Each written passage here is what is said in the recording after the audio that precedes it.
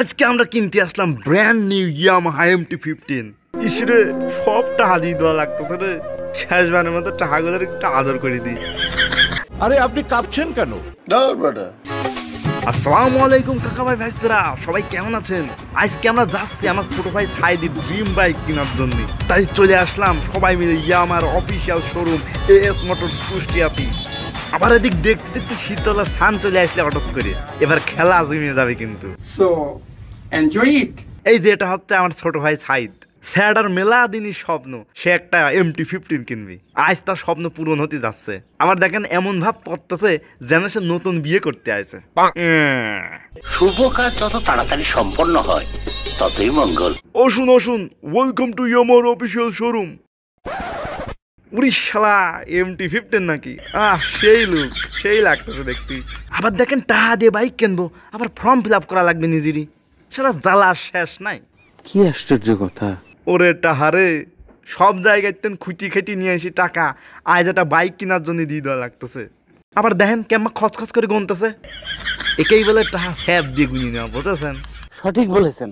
সব টাকা পয়সা লেনদেন শেষ, এবার বাইক ডেলিভারি দেওয়ার জন্য প্রস্তুত করে দিচ্ছে। বাইকটাই প্রথম স্টার্ট দিতে যায় আমার খ্যাক খ্যাক করে উঠলে, দীর্ঘ 1 মিনিট ধরে চেষ্টা করি কোনো মতে স্টার্ট হইলি। এসব দেখে মনে হচ্ছিল কি বাইক কি নষ্টতাই দিচ্ছে, পরে দেখলাম না না বাইক ঠিকই আছে। আবার ইঞ্জিনের সাউন্ডটা শোনেন তো,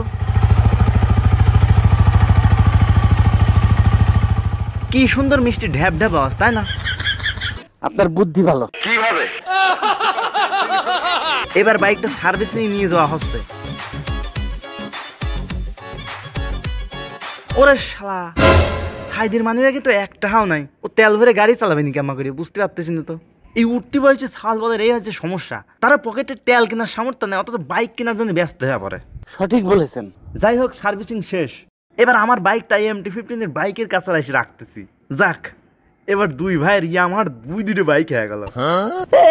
আবার এদিক সাইদ দেখেন কি করে, চাবি ঢুকাইছে কিন্তু চাবি ঘুরায় নাই, চালার জ্বালার শেষ নাই।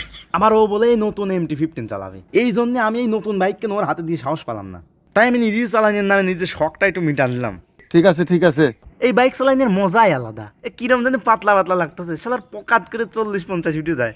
কি সাক্ষ্য প্রমাণ আছে তোমার কাছে? তারপর নতুন বাইকের কিছু মডিফিকেশনের জন্য চলে আসলাম লিরিক্স মোটরসে। এখানে আছে সুন্দর সুন্দর আনঅফিসিয়াল সিভিউ কন্ডিশনের বাইক, আরও আছে মোটরসাইকেলের যাবতীয় অ্যাক্সেসরিজ। এরা আবার মোটরসাইকেলের সার্ভিসিংয়ে খুব পারদর্শী, বুঝতে পারছেন? আবার ভাবিয়েন না যে এইগুলো স্পন্সর করতেছি, এগুলো কোনো স্পন্সর নাই, আমার নিজের মনের ভালো লাগাতেই আপনারা বলতেছি এগুলো। খালি মাল কামামু। প্রথমে আমাদের বাইকের জন্য চাইলাম একটা বাম্পার। আরে ভাই, এই বাম্পার না, ওই যে KTM বাম্পার নেবো, KTM বাম্পার। আরো এনে দেখতে পাচ্ছি মোটরসাইকেলের মোটিফিকেশন জন্য সুন্দর সুন্দর এক্সেসরিজ ঝোলা রাখেছে, হিন্দে ভাবতেছি কি নেওয়া যায় কি নেওয়া যায়। আবার MT-15 এর সিট ছোট তো, তাই একটা ক্যারিয়ার নিয়ে নিলাম যাতে বসতে 3-4 জন বসতে এটা সুবিধা হয়। একটা রেডিয়েটর গার্ড নিয়ে নিলাম, আর হেলমেটের অনেকগুলো কালেকশন থেকে একটা কম দামি হেলমেট বাইসে নিচ্ছিলাম।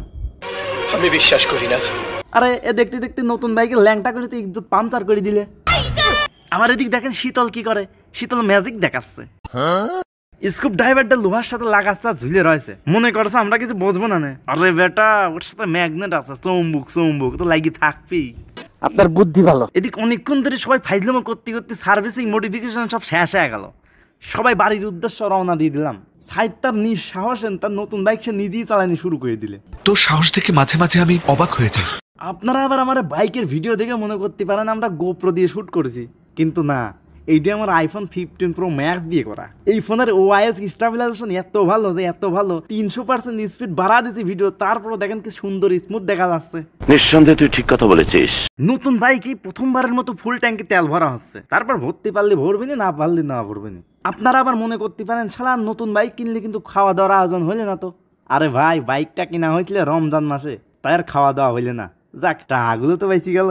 তাহলে আজকের ভিডিও কিন্তু এই পর্যন্ত, সবাই পরবর্তী ভিডিও দেখার অপেক্ষায় থাকবেন। আল্লাহ হাফেজ।